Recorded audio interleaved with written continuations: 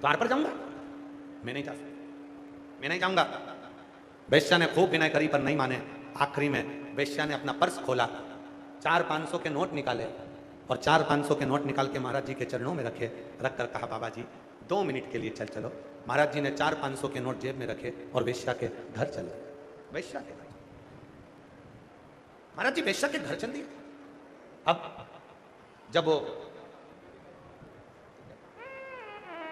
आप ही के बेटे का एक्सीडेंट हो गया था, डॉक्टर ने जवाब दे दिया था, 7 दिन से वेंटिलेटर पर था, आज बाबा की कृपा से पूर्ण तरह से स्वस्थ है। एक बार जोरदार ताली बजाकर साथ खुश होकर जाओ, तो ठीक हो गया, रोना नहीं। 400-500 के नोट निकाले, वैश्या ने जैसे ही दिए महाराज जी ने उठाकर जेब में रखे। महाराज जी वैश्या के यहाँ जाने लगे। कहा मेरे पास समय नहीं है, जल्दी चल, मेरे को जल्दी जाना है।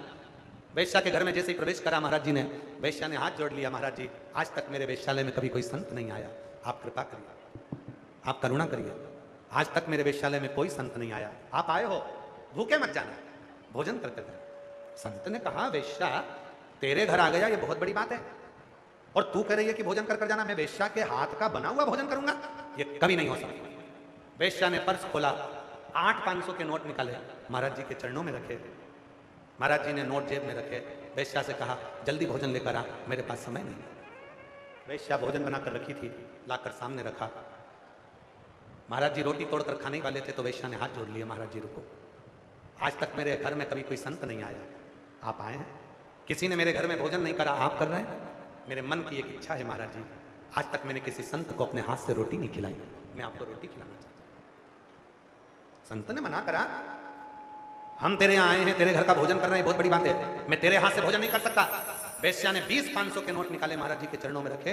महाराज जी ने मुंह खोला, वेश्या ने रोटी का टुकड़ा तोड़ा, महाराज जी के मुंह में देने वाली थी, रोटी का टुकड़ा थाली में रखा और वेश्या ने एक थप्पड़ महाराज के गाल पे रख दिया।